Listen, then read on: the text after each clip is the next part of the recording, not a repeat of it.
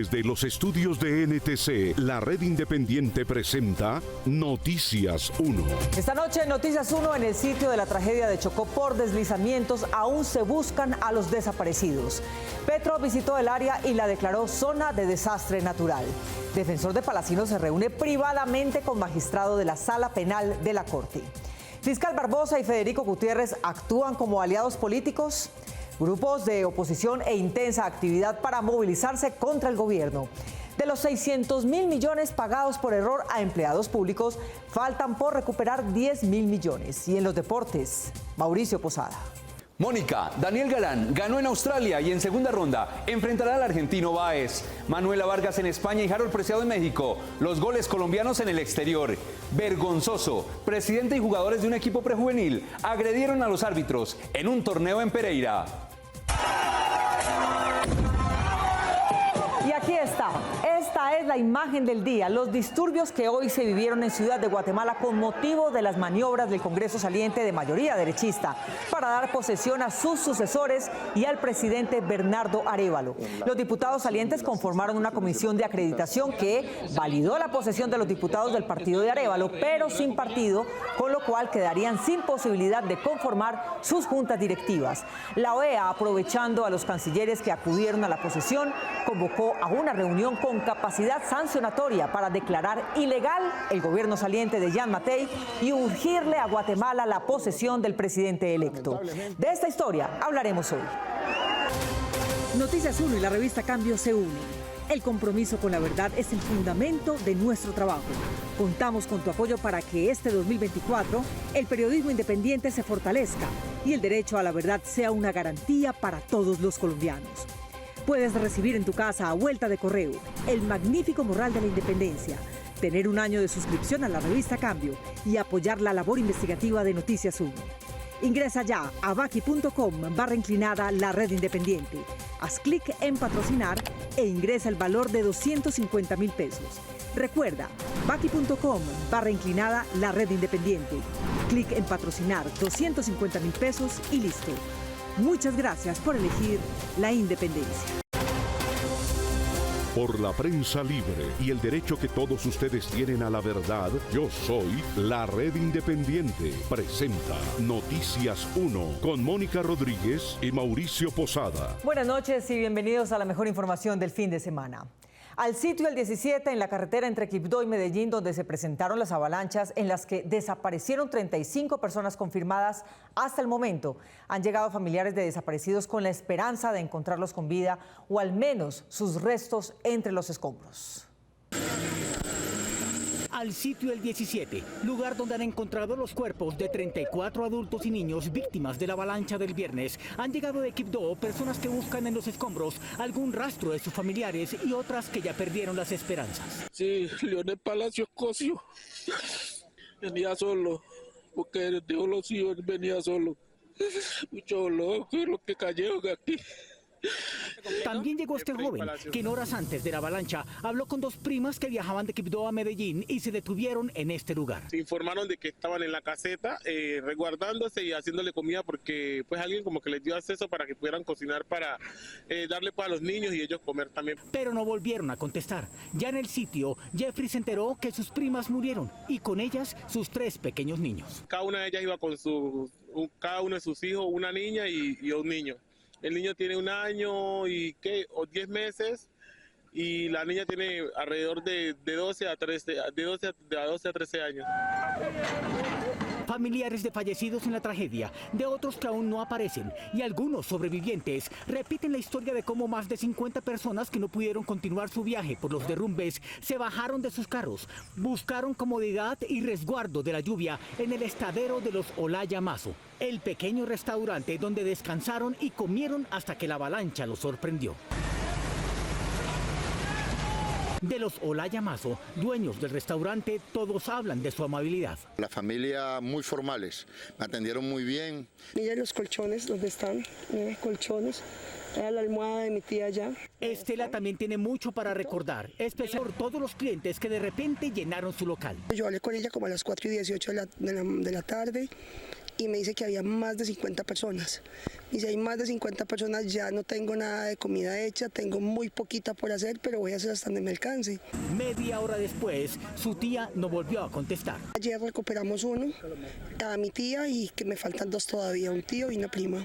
En su memoria y en la de cientos de comensales que sin conocerla se sintieron los mejor atendidos, quedará el recuerdo de la señora Rocío y su tiendita. O sea, estar ahí siempre para todos el que necesite. Nunca había escasez, por mucha faltaba que no tengo arroz, pero tengo plátanos para cocinarle. Estela dice que seguirá recorriendo el lote de su tía hasta encontrar los cuerpos de otros 2 familiares. Al sitio del desastre también llegaron el presidente Petro, funcionarios del gobierno central y la gobernadora del Chocó. Y desde el Vaticano, el Papa oró por las víctimas. En el sitio de la tragedia estuvo hoy el presidente Gustavo Petro, después de escuchar cómo se está desarrollando el plan de búsqueda y confirmar que hasta el momento han encontrado 34 cuerpos, declaró el estado de desastre natural. 500.000 millones de pesos se van a trasladar de la ANI, la Agencia Nacional de Infraestructura, a Invías, para que se pueda acometer no solamente el final de la obra y se termine en este año, sino lo que no se hizo desde que se inició la obra, que es un trabajo de aseguramiento de taludes que permita seguridad en la vía. El presidente también se refirió a denuncias sobre el repentino incremento en los precios de tiquetes aéreos hacia Quibdó, aparentemente después del derrumbe. Hay una especulación en tiquetes aéreos, que las empresas que la están haciendo pues merecen nuestro rechazo. Con la muerte no se especula. Eso es un negocio de la sangre. Desde el Vaticano, el Papa Francisco pidió oraciones por las víctimas en Carmen de Atrato. No olvidemos rezar por las víctimas de la luz en Colombia, que provocó numerosas víctimas. El presidente Gustavo Petro anunció reunión de gobierno el próximo jueves en Quibdó con la gobernadora de Chocó, Nubia Córdoba, y todos los alcaldes de ese departamento. Hernán Jiménez, uno de los abogados del condenado expresidente de Saludcop, Carlos Palacino, estuvo reunido privadamente esta semana en su residencia con el magistrado recién posesionado en la Sala Penal de la Corte Suprema, Carlos Roberto Solórzano. Víctor Ballestas. Mónica, la Sala Penal de la Corte podría tomar decisiones de casación en los distintos procesos en que está comprometido el sentenciado exdirectivo de la salud. Sí, juro. El 19 de junio del año pasado, el presidente Petro le tomó juramento al nuevo magistrado de la Sala de Casación Penal de la Corte Suprema, Carlos Roberto Solórzano, para reemplazar a la extogada Patricia Salazar. Es una situación muy delicada. El abogado Hernán Jiménez es conocido desde hace casi 30 años, primero como investigador de la Fiscalía y ya fuera de la función pública como penalista litigante, apoderado de polémicos personajes como el expresidente de Saludcop, Carlos Gustavo Palacino, hoy con 2 condenas a cuestas. Es absolutamente inocente. En la Corte existe actualmente una acción de tutela en contra del fallo cuya condena fue ratificada por el Tribunal Superior de Bogotá. ¿Sí? Noticias 1 tiene evidencias de que el magistrado de esa sala, Carlos Solórzano, se reunió esta semana en este edificio ubicado al norte de Bogotá con el apoderado de Palacino, Hernán Jiménez. Este reside en uno de esos apartamentos. La cita se realizó el pasado miércoles 10 de enero. Al encuentro también fue el defensor del pueblo, Carlos Camargo. La charla duró poco más de 1 hora. El encuentro entre estos 3 personajes toma importancia precisamente porque la reunión de un magistrado activo de la Sala Penal con el defensor de un condenado con recursos por resolver en esa sección podría malinterpretarse. Consultamos hoy al magistrado Solórzano sobre su asistencia a ese encuentro privado. El doctor Carlos Camargo, en su condición de defensor del pueblo, en asocio con la Universidad Sergio Arboleda, está organizando para este año el 2º Encuentro Nacional de Defensores Públicos, razón por la cual me invitaron a una reunión para mirar mi posible participación académica en la misma y para mirar si otros magistrados podrían participar académicamente. Y agregó que conoce hace varios años al apoderado de Palacino. El doctor Jiménez es el decano de Derecho de la Universidad Sergio Arboleda, universidad de la cual he sido profesor. Y señaló que, de lo que tengo conocimiento en la Corte, no existe proceso en contra del señor Palacino, aunque eventualmente puede llegar a ella. Si fuese el caso, me declararé impedido, como ya lo hice en un caso anterior. al repreguntarle por qué razón esa cita institucional no había tenido lugar en las instalaciones universitarias, respondió secamente: esa fue la reunión. Si quiere, hable con el doctor Camargo. Aunque el impedimento legal no existiera en este caso, a quienes imparten justicia se les exige prudencia, señaló un ex magistrado de alta corte. Como lo había planteado el ministro de Defensa en réplica a los ataques del fiscal general contra el gobierno, este dejó de ser fiscal hace meses y asumió una actitud crítica que, según la columnista Ana Bejarano, semeja a la de una dictadura presidencial impulsada desde la Fiscalía. Miguel Ángel Peñaranda. Mónica, el periodo de Barbosa se vence el 12 de febrero próximo, pero durante lo que va corrido de este año ha cumplido citas políticas en la alcaldía de Federico Gutiérrez y la gobernación de Dilian Francisca Toro. En septiembre pasado, Francisco Barbosa aprovechó una invitación de FENALCO a su asamblea de Cali para mostrar su rencor en contra del gobierno actual, porque según él, las dependencias oficiales encargadas de la seguridad nacional no le dieron importancia a las presuntas amenazas en contra del fiscal general que este mismo dijo haber descubierto. Yo no le doy la respuesta a usted decir que es mentira esa amenaza. En primera fila de los asistentes en Cali se encontraba el entonces candidato a la alcaldía de Medellín, Federico Gutiérrez, quien a su vez también había denunciado amenazas contra su vida. Barbosa quiso hacer el contraste entre la aparente displicencia del gobierno Petro con su problema de seguridad y la que él asumiría frente a los peligros que estaría enfrentando el candidato Gutiérrez. Que cuente con la Fiscalía General de la Nación, doctor Federico. Investigaremos rápidamente, ya priorizamos esa investigación. 4 meses después, el pasado 9 de enero, Federico Gutiérrez, ya posesionado como alcalde de la capital antioqueña, devolvió la invitación al fiscal general, invitándolo a participar en un consejo de seguridad en donde precisamente se tratan los temas de amenazas y atentados, entre otros puntos. Yo quiero agradecerle al señor fiscal general de la Nación que nos haya acompañado hoy en este Consejo Metropolitano de Seguridad en la ciudad de Medellín. A pesar de que Barbosa dejará el cargo en menos de un mes, actuó como si tuviera autoridad y mando para mucho tiempo y como si estuviera por encima del mandato del gobierno nacional. Yo sé que probablemente en Bogotá no quieren mucho a los antioqueños, sobre todo el gobierno actual, que ha mirado con desdén a Antioquia y a Medellín. Pero no hay derecho a quitarle la policía judicial a la ciudad de Medellín. El alcalde opositor político de Petro, sin embargo, no pudo ocultar sus gestos de extrañeza con el tono de su aliado. ¿Quién es el jefe de la Policía Nacional? Gustavo Petro, presidente de la República. Que sería bueno que a propósito viniera a la ciudad de Medellín y participar en este tipo de escenarios también. El encuentro de Barbosa y Gutiérrez en Cali y Medellín, en lo que parece una alianza política, no ha pasado desapercibido para la Casa de Nariño y tampoco para el ministro de Defensa Iván Velázquez, que advirtió que el fiscal abandonó sus competencias de funcionario judicial hace muchos meses. Es una campaña política del fiscal. En una carrera contra el tiempo, antes de tener que retirarse el 12 de febrero, Barbosa asistió a otro consejo de seguridad en Cali, invitado por la gobernadora Dilian Francisca Toro. Ese escenario fue aprovechado también por el fiscal saliente para atacar a Petro. Noticias 1 conoció documentos de inteligencia policial según los cuales grupos de oposición estarían organizando un plan de desestabilización del gobierno Petro mediante manifestaciones políticas y bloqueos. Enrique Tapias. Mónica, de acuerdo con los análisis de hombres de inteligencia policial, no se puede minimizar la conformación de grupos de extremistas de oposición que hacen permanentes llamados a otros grupos, como los de reservas de militares y de la propia policía, para unirse. Estas imágenes, conocidas por Noticias 1, muestran a partes de informes reservados de inteligencia de la policía en los que se advierte la existencia de grupos que se han puesto como meta para el 2024 la desestabilización del gobierno y el desprestigio del presidente Petro. La estrategia de los presuntos conspiradores consideraría el uso de diferentes tácticas, una de ellas la presión social provocada por campañas publicitarias para enjuiciar al mandatario. Habrían acordado como estrategia de difusión la instalación de vallas en vías nacionales con la frase 2024, año del juicio político a Petro. De acuerdo con los informes reservados, ya fue instalada una de las vallas con esa frase en la carretera Bogotá-Tunja. Otra táctica consistiría en unir a todos los opositores para organizar movilizaciones masivas. Para el 10 de enero están convocando a una reunión Cívicos Live a través del portal web www.mobcivico.com, donde definirían estrategia frente a futuros escenarios de movilización. Según los agentes policiales, Sociales, una agrupación que se autocalifica como cívica, pretende vincular a organizaciones de militares y policías retirados a las protestas. Buscarían vincular integrantes de la Reserva Militar y de grupos declarados en oposición como Gran Marcha Nacional.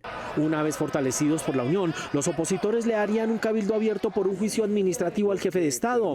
La organización Mipofam, Coldex, uniformados de las Fuerzas Armadas, encabezaría una marcha con violencia, incentivando una toma violenta del Palacio de Nariño y del Congreso de la República. En una búsqueda de datos se encontró la página web mobcivico.com, mencionada en los informes de la policía. En tal página y en otros canales digitales aparece como organizador el ex congresista Carlos Alonso Lucio. A Lucio se le recuerda por haberse presunto interlocutor de los paramilitares del tenebroso Carlos Castaño y visitante de Miguel y Gilberto Rodríguez Orejuela, jefes del cartel de Cali. Él también fue pareja de mujeres de poder como Ingrid Betancourt y Vivian Morales. Lucio intenta ser visible polémicamente. Paremos la milicianización o perdemos Colombia.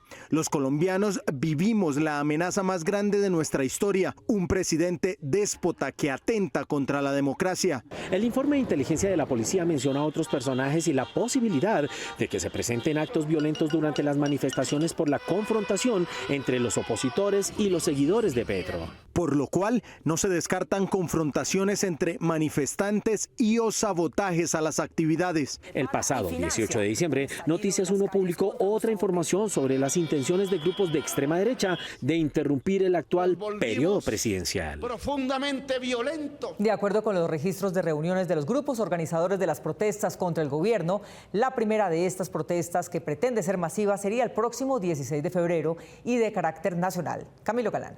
Mónica, en las conversaciones queda claro que el propósito no es protestar contra alguna acción política específica, sino lograr la presión necesaria para que él deje el poder cuanto antes, bajo el llamado de Fuera Petro.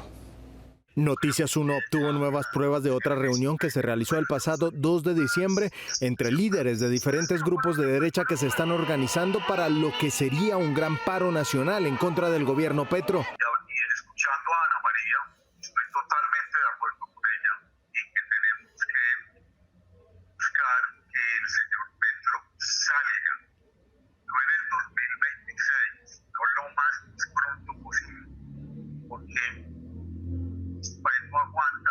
A esta reunión asistieron reconocidas figuras opositoras del gobierno como David Guitis, un activista en redes sociales que tuvo que salir del país por supuestas amenazas. Francisco Alvarado, líder camionero de Boyacá, también estuvo presente. Piero Onzaga, quien en su perfil de X se autodenomina como líder de las marchas 2022-2023 contra Petro y su pacto, entre otros. Las marchas ya funcionaron lo que iban a funcionar, despertaron a la gente o a la mayoría de gente, entonces ahora tenemos que hacer algo más fuerte, más contundente. Dentro de la reunión, uno de los asistentes, que se presenta como Juan Carlos Gómez, asegura que lo importante de estas manifestaciones en contra de las políticas del gobierno es la planificación de las acciones que se pretendan llevar a cabo durante este año. La hoja de ruta de esas acciones, cómo se coordinan, porque hay diferentes acciones de los diferentes grupos, pero tenemos que ser estratégicos para lograr las metas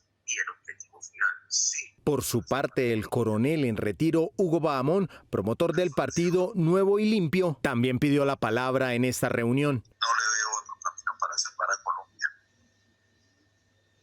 La solución no pasa por los partidos políticos. Ese puente está quebrado. La ciudadanía no cree en ellos. Una de las fechas tentativas para lo que sería la primera gran movilización en contra del gobierno de Gustavo Petro es el 16 de febrero, día en que retorna la actividad legislativa al Congreso. Esta mañana murió Enilce López, quien fuera conocida como poder oculto en la política de La Bojana y el sur de Bolívar, y judicialmente por sus relaciones con Salvatore Mancuso y Gonzalo Rodríguez Gacha. Gustavo Monge. Mónica, ella murió en el hospital privado de Barranquilla, en el que pudo cumplir la mayor parte de su condena por asesinato, gracias a diagnósticos médicos que nunca tuvieron comprobación judicial. Después de esquivar a la justicia para pagar su condena de 37 años de cárcel por asesinato, aduciendo siempre problemas de salud, Enilce López murió en una clínica de Barranquilla. Salvatore Mancuso reconoció la relación de ella con sus finanzas y sus actividades políticas, y en actas judiciales se mencionó el hecho de que su fortuna tendría como origen la fortuna perdida de Gonzalo Rodríguez Gacha. Yo no sé qué fines oscuros persigue ese señor. Con diagnósticos médicos sin autenticación judicial, logró cumplir la mayor parte de su condena en el hospital de Barranquilla, en el que finalmente murió. No sabe ni quién soy yo. López es recordada porque a través de su empresa de chance, Uniapuestas, fue una de las aportantes a la campaña presidencial que llevó a Álvaro Uribe por primera vez a la presidencia en el año 2002, aunque siempre lo negó. Ni financio grupos paramilitares, ni tengo dinero sucio, ni financié la campaña del doctor Uribe. Ojalá lo hubiera podido hacer, que con mucho gusto lo hubiera hecho. Noticias 1 reveló que su empresa financió la primera campaña presidencial de Álvaro Uribe. 5 cuadernos con documentos de soporte como este. Ninguno de ellos tiene documentos relativos a los aportes de Enilce López, alias La Gata. Se logró determinar que los aportes de alias La Gata fueron a través de su empresa Uniapuestas, hecho que el entonces presidente Uribe reconoció. En la campaña presidencial mía del año 2002, los empresarios de apuestas permanentes dieron una plata, eso está en la contabilidad, y que ahí hay un cheque de las firmas de esta señora, está en la contabilidad. El gerente de la campaña, tanto para su elección como reelección, Fabio Echeverry, aseguraba que la plata no era de La Gata. La señora Enilce López no le dio a la campaña del doctor Uribe ninguna plata. Uniapuestas, que es una empresa de la cual ella es accionista, según me he enterado ahora, no tenía por qué saberlo, es una sociedad anónima y las sociedades anónimas no publican los listados de accionistas. Fueron 100 millones de pesos que Uniapuestas le donó a la campaña de Uribe, según lo pudo verificar Noticias 1. Muchas gracias.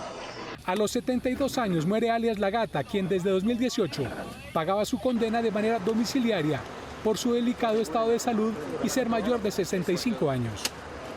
Aunque la mayor parte de los sueldos que por error giró en exceso el Ministerio de Hacienda ya fueron recuperados, aún queda pendiente la devolución de empleados del Mindefensa y las Fuerzas Armadas. Marta Olaya. Mónica, de los más de 600.000 millones de pesos mal girados, solo quedan por recuperar unos 10.000 millones. 2 expertos laborales explicaron lo que le puede pasar a los empleados que no acataron reembolsar ese dinero. A mes y medio de haberse reportado la falla en el sistema del Ministerio de Hacienda, que por error depositó hasta 3 sueldos en las cuentas de los empleados de plantas estatales, hasta la fecha no se han recuperado todos los recursos, pese a que en la misma semana que se produjo el error se rescató más del 80%. Noticias 1 conoció que con corte a diciembre aún faltaban 50.000 millones de pesos por recuperar, cifra que aunque bajó para este mes de enero, aún registra un saldo pendiente por más de 10.000 millones de pesos, que están concentrados en funcionarios del Ministerio de Defensa, hipotecarios y otras obligaciones que no permitieron descontar el dinero depositado de más. Entre las cartas que se podría jugar el Ministerio de Hacienda para recuperar la totalidad de los recursos, según los expertos, están las sanciones disciplinarias e incluso judiciales. Si yo lo incumplo, puedo estar incurriendo en una falta laboral y una falta con posibles consecuencias disciplinarias para aquellos trabajadores que están sometidos al régimen disciplinario. Y para aquellos trabajadores que no, pues es una falta laboral que puede llevar incluso a sanciones en virtud del contrato de trabajo o, en el peor de los casos, a la terminación del mismo contrato. Otros, en cambio, aseguran que sin la autorización del funcionario o sin un previo acuerdo, no se pueden hacer descuentos de su salario, por lo que se debe buscar otro mecanismo. Ya no resultaría aconsejable, desde los riesgos que el Estado colombiano debería asumir, pensar en un escenario de compensación intertemporal como el ya sugerido. Lo que será estrictamente preferido, sin lugar a dudas, es que el Estado colombiano busque los mecanismos para poder acceder a esos recursos. Desde que se conoció este insólito suceso, la Contraloría inició las respectivas investigaciones para establecer el factor que originó la falla en el sistema tras descartar un hackeo. Sin embargo, hasta la fecha no se conocen los resultados. En octubre de 2019 comenzó a correr el término de 90 días que la Fiscalía tenía para imputar por soborno a testigos a Álvaro Uribe. La Fiscalía ha fracasado en 2 intentos por precluir su caso y hoy, en enero de 2024, aún no tiene fiscal asignado. Joana Rodríguez. Mónica, lo mismo está ocurriendo con el caso de su hermano, a quien la Fiscalía comenzó a investigar en 1997. Lo juzgó en audiencia pública en 2018, pero hasta el día de hoy el juez no ha pronunciado un veredicto. En octubre de 2019, hace 3 años, la Corte Suprema de Justicia imputó al expresidente Álvaro Uribe por los delitos de soborno en actuación penal y fraude procesal, cargos que cobijan una condena de 6 a 12 años cada uno. Hay tigres y tigresas. Según la ley, después de la imputación, la Fiscalía tiene 90 días para llamar a juicio o solicitar preclusión ante un juez. También empieza un conteo para el cierre definitivo del proceso, por prescripción. En el caso de Uribe, la fecha de prescripción sería en octubre de 2025. Tiene hoy ya que tomar una determinación, así sea un fiscal nuevo, porque esos periodos no son personales, esos periodos son institucionales. Lo que no dice la ley es cuántas veces la Fiscalía puede solicitar la preclusión. La Fiscalía de Francisco Barbosa lo ha hecho varias veces. Yo hago fuerza. El caso ha tenido 4 fiscales. Gabriel Jaimes pidió preclusión en marzo de 2021, fue negada en mayo de 2022. Javier Cárdenas la pidió a los 90 días en agosto de 2022 y fue negada en mayo de 2023. Andrés Palencia no la pidió porque sin razones conocidas renunció un día antes de cumplirse el plazo. Y Víctor Salcedo, quien ni siquiera conoció el expediente, ahora deben nombrar un nuevo fiscal. Por aquí lo que están haciendo evidentemente es construir la prescripción de la acción penal. Otro caso demorado por la justicia es el veredicto en el proceso al hermano del expresidente Santiago Uribe por la conformación del grupo paramilitar Los 12 Apóstoles. En febrero cumplirá 3 años sin decisión de un juez de Medellín de condenar o absolver. Mi nombre es Santiago Uribe Vélez. El proceso completó 26 años desde su inicio, cuando en 1997 Santiago Uribe fue interrogado por primera vez. La investigación se cerró en 1999 y se reabrió en 2011 con una declaración del mayor retirado Juan Carlos Meneses. El grupo tiene un jefe que se llama Santiago Uribe Vélez. El ganadero fue capturado en 2016 y las audiencias terminaron en febrero de 2021. Que si no hay una justificación que avale una situación como esas, pues uno tendría que estar pensando en un prevaricato por omisión. El proceso ya hubiera prescrito, de no ser porque los delitos investigados son de lesa humanidad. Hay resistencia por miedos o por cualquier otra circunstancia cuando se trata de procesar a determinadas figuras políticas o de poder económico. Con esas demoras, los más perjudicados son las víctimas que piden justicia. El jefe de la Misión de Verificación de Naciones Unidas para el Proceso de Paz en Colombia presentó ante el Consejo de Seguridad del organismo un informe en el que califica como avances lo logrado en los diálogos de paz o de la paz total y le pide a la ONU reiterar su apoyo en esta nueva etapa. Omar Alejandro Hernández. Mónica, Ruiz Massieu le pidió por adelantado a los miembros del Consejo de Seguridad que avalaran la prórroga del cese al fuego que ya se estaba discutiendo con el grupo de Mordisco y se anunció ayer, y también el que se está discutiendo con el grupo llamado ELN. El gobierno anunció hoy la prórroga del cese al fuego con la organización que lidera alias Iván Mordisco hasta el próximo 15 de julio de 2024. Este mismo había sido anunciado en el informe del jefe de la misión de verificación al Consejo de Seguridad de la ONU en su visita de esta semana para presentar un balance sobre su tarea en el país. Debo destacar los positivos avances en las conversaciones entre el gobierno y el Ejército de Liberación Nacional, ELN. Saludo también los avances en los diálogos entre el gobierno y el grupo que se autodenomina EMC-FARC-EP. Durante la entrega del informe trimestral de la misión de verificación de la implementación del acuerdo ante el Consejo de Seguridad de las Naciones Unidas, se resaltó los avances de las mesas. Confío en que la voluntad demostrada hasta ahora conducirá a nuevos resultados durante la siguiente ronda de negociación a celebrarse en Cuba, incluyendo la prórroga y fortalecimiento del cese al fuego entre las partes, entre otros, con la prohibición explícita del secuestro extorsivo. Para la misión internacional, la implementación del cese al fuego bilateral brinda un nivel de confianza para continuar con el proceso. Les aliento a mantener sus esfuerzos con miras a su consolidación, incluido en el marco del tercer ciclo de negociaciones que acaba de empezar esta semana en Bogotá. El representante de la misión de verificación de la ONU en Colombia, Carlos Ruiz Massieu, destacó la creación de la Consejería de la Presidencia dedicada a la implementación del acuerdo de 2016 y dijo que este año es primordial para lograr la credibilidad de este. Luego de haber puesto cimientos importantes, es necesario entender esta etapa como una oportunidad para acelerar el ritmo y materializar los compromisos acordados. Que 2024 sea un año de implementación. El Consejo de Seguridad de las Naciones Unidas visitará a Colombia en febrero para verificar los avances de la implementación del acuerdo de 2016 y los avances con las mesas de negociación actuales. Aunque la Constitución de Guatemala dice que el electo es presidente a partir de las 4 de la tarde de hoy, 14 de enero, los diputados de la derecha que aún controlan el Congreso saliente han puesto obstáculos jurídicos que la han hecho imposible. Los directivos de la OEA y los cancilleres presentes preparan también una declaratoria de estado de cosas inconstitucional ante la no posesión de Bernardo Arévalo. El día de la posesión de Bernardo Arévalo como presidente de Guatemala fue completamente anormal. Se vivió en medio de tensiones y retrasos provocados por los funcionarios del gobierno del presidente saliente Alejandro Gianmatté, la fiscal general Consuelo Porras y varias cortes de estos que se han aliado dentro de un grupo que ya el mundo no duda en calificar de golpista.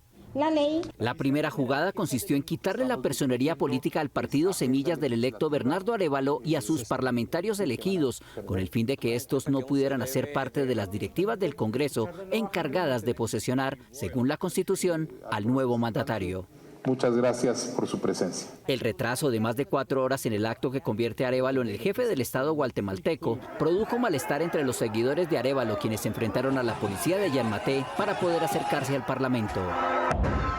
Al cabo de 4 horas, impresionados por la multitud que se agolpaba reclamando democracia en el Capitolio, se resolvió entregarles las credenciales a los electos del partido Semilla, pero sin ser habilitados para posesionar a Arévalo. Hacia las 5 de la tarde, Gustavo Petro, que se encuentra en Ciudad de Guatemala, anunció una reunión de urgencia con los cancilleres de la OEA para darle un ultimátum al gobierno saliente para que entregue el poder. Y se le impiden sacar. El vocero de Asuntos Internacionales de la Unión Europea, Josep Borrell, declaró allí que los intentos por sabotear la posesión debían considerarse golpistas, con las consecuencias legales que esto trae para sus protagonistas y para el país. También están en alerta Estados Unidos, varios países europeos y organismos como la OEA y la ONU. El café de Finlandia Quindío tiene a sus mayores consumidores en Finlandia, norte de Europa, lo que indican los indicadores. El blog Coffee Affection publicó las estadísticas del café para el año 2024. En esta clasifica como los mayores consumidores a los de Helsinki, con 26 libras por año, seguido por los oslenses de Noruega, los copenhagueses, los reykjavikianos y los amsterdameses. Esto indica que el café más suave del mundo viaja desde Finlandia hasta Finlandia. Esto es lo que indican los indicadores. Como hace 4 años, las reuniones familiares de Navidad y Año Nuevo sirvieron para el intercambio nacional e internacional de virus y sus consecuencias es un incremento en las enfermedades respiratorias, entre estas una nueva variante del COVID-19 menos peligrosa que las anteriores. El virus del SARS-CoV-2 que viene circulando por el mundo desde hace 4 años no deja de mutar. Por estos días las enfermedades respiratorias han aumentado y se confirmó la llegada de una nueva subvariante de Omicron. Se trata de JN.1, cuya gravedad está descartada por la evidencia científica. Que biológicamente significa que son evoluciones, cambian, tienen mutaciones, pero no son tan diferentes a esa variante Omicron. Pero aunque esta variante no tenga gran diferencia y pueda evadir las defensas que generan las vacunas, el riesgo de severidad, hospitalización y muerte es bajo. Eso hace que esta variante tenga mayor posibilidad de contagio. Pero al no ser tan diferente de la variante o de su madre, la variante Omicron, hace que el riesgo de tener complicaciones graves o ser más agresiva o más virulenta es menor, porque significa que nuestro sistema de defensa, por otro lado, es capaz de reconocerla para esas formas graves. Pero ¿por qué durante este último mes se han incrementado los virus respiratorios y la mayoría de población ha tenido o tiene gripa? La respuesta está en la socialización que se tiene durante las fiestas de fin de año. Y eso permite el intercambio de virus entre las personas. Por eso es posible que veamos un incremento de casos respiratorios casi siempre al comienzo del año, pero hay que tener en cuenta que nuestro gran pico respiratorio ocurre principalmente en abril o mayo, el primero del año, con la época de lluvias. Esto indica que no se puede bajar la guardia, pues estos picos respiratorios y mutaciones indican que el virus no se ha ido ni tiene planes de irse. La recomendación es la de vacunarse, ya sea completando el esquema de vacunas COVID o reforzándolo, e inmunizarse contra la influenza, sobre todo si usted hace parte del grupo de riesgo, personas mayores de 60 años, mujeres embarazadas, diabéticos, hipertensos, obesos, etc. No solamente para COVID, sino también para otros virus que están en este momento circulando, que es el virus de la influenza, que justamente a estos mismos grupos de riesgo también nos puede complicar. Los expertos aseguran que usted se puede vacunar o reforzar contra el COVID y contra la influenza al mismo tiempo, sin ningún problema. Así evitar mayor gravedad durante el pico respiratorio que estamos afrontando con variante incluida y el que se aproxima en unos meses cuando llegue la temporada de lluvias. Al negar, a pesar de la evidencia, que en el Necoclí que gobierna se hubieran dado hechos de maltrato animal en las corralejas, el alcalde quería mostrarse ajeno a estas fiestas sangrientas, pero las redes lo mostraron premiando a uno de los corneados como si fuera patrocinador del sacrificio de los becerros y los jornaleros de su municipio.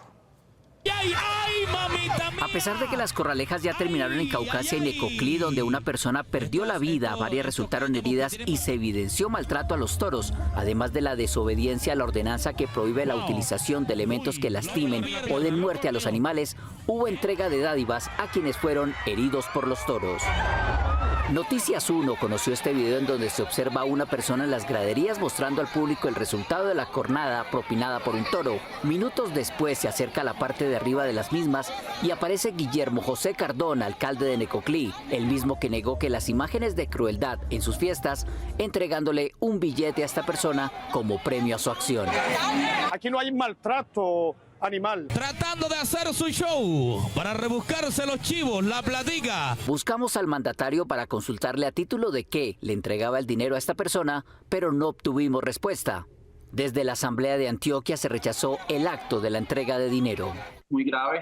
Las denuncias que ustedes soportan pues pone de presente otra realidad, no solamente la posible desatención a una ordenanza con todo lo que esto implica en materia disciplinaria y administrativa para los servidores públicos, sino también la posible responsabilidad que se pueda derivar del ente territorial, en este caso, piensa la alcaldía de Necoclí. Lo ocurrido en Caucasia y Necoclí durante las corralejas conllevó a que la Asamblea tenga prevista tomar acciones en contra de los responsables. La Fiscalía General de la Nación tiene muchas responsabilidades, sobre todo en el capítulo de Caucasia. Se llevan años demostrando cómo la pasada administración de Caucasia desatendió los alcances de la ordenanza y se impuso en su capricho de impulsar las corralejas con todo lo que allí se ha derivado, y la Procuraduría General de la Nación en este capítulo también tiene mucho que hacer. Se salvó porque Cacho le quedó metido en el brazo, hermano. Las autoridades de Antioquia tienen en la mira a quienes patrocinan estos actos de barbarie. Las enfermedades laborales de los barman y sus posibles errores en las mezclas podrían ser historias del pasado por cuenta del barman robótico que está probando un bar de Medellín. La mano robótica llamada Isaac es capaz de preparar diferentes tipos de cócteles de forma autónoma en un gastrobar en Envigado, Antioquia, que fue creada por un emprendimiento de tecnología local para integrar nuevas herramientas que permitan facilitar el ritmo de productividad de la vida nocturna en el Valle de Aburrá. Isaac tiene integrado un sistema de rotación similar a las articulaciones de un brazo de un humano, y en cada eje de este contiene sensores de proximidad y velocidades que le permiten calcular los movimientos exactos para preparar hasta 6 tipos de bebidas diferentes.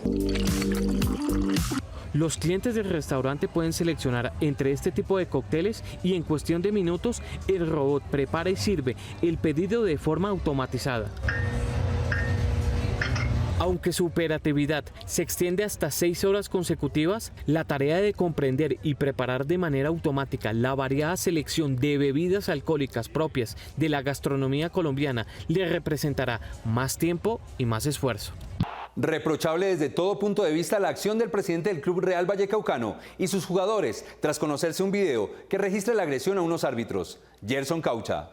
Mauricio, la situación se presentó en el desarrollo de la Copa Nacional del Café en Pereira el 9 de enero y el principal responsable, Carlos Arturo Caicedo, es reincidente por su mala conducta.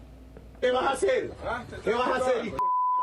Este es el momento en el que el señor Carlos Arturo Caicedo, presidente del Club Formativo Real Vallecaucano, inicia de manera verbal la agresión contra el grupo de árbitros luego de la derrota 2-1 de su equipo en la Copa Nacional del Café disputada en Pereira. ¡Epa! La falta. No, profe, ¿qué estás pitando?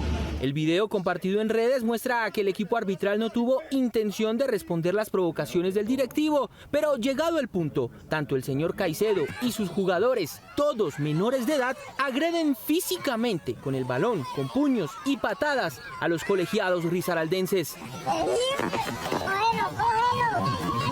En ningún momento Caicedo intenta detener a los menores y continuó dando golpes a los jueces que decidieron actuar en defensa propia, pero se vieron superados por el número de agresores.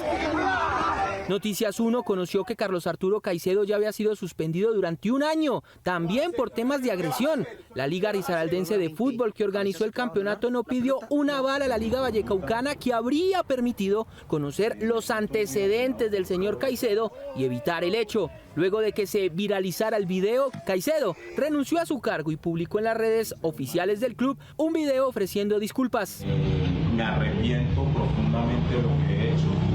En los comentarios del video, algunos de los seguidores del equipo intentaron justificar la violencia del hecho. Antes de criticar, deben saber todo desde un comienzo. No es criticar solo por hacerlo sin sentido. No podemos dejar que el racismo siga la falta de respeto de los árbitros hacia los jugadores y hacia el profesor. Otros advertían de la conducta violenta de Caicedo. Profe Caicedo, con todo respeto, que esto le sirva de experiencia. Todos nos equivocamos y cometemos errores. Esto se veía venir. Usted venía hace mucho, alterado y muy grosero.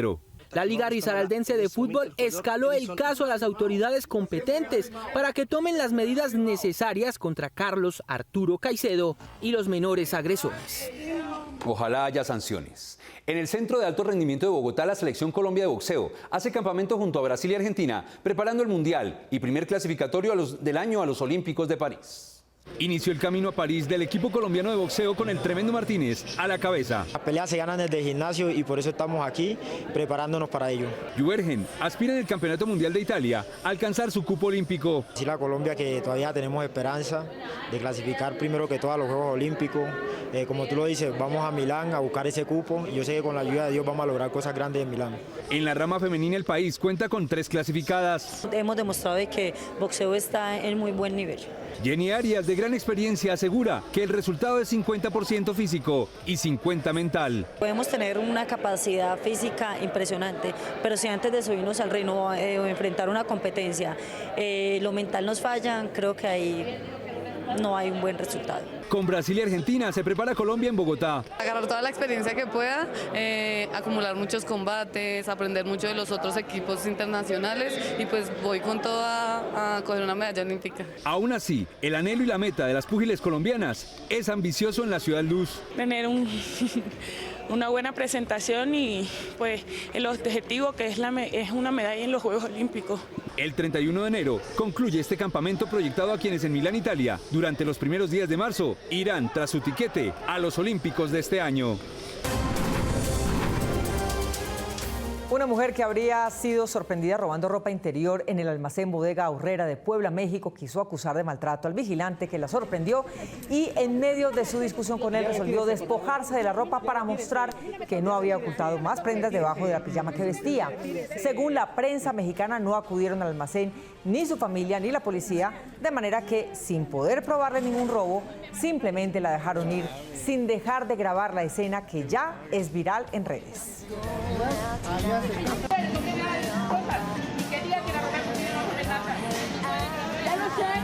Yo lo sé y te vale madre. Son pruebas para decir que ella se desnudó. Nos vemos en las redes sociales y el próximo sábado aquí en Noticias 1 con las mejores noticias del fin de semana. A ustedes, como siempre, gracias por elegir la independencia. Feliz noche.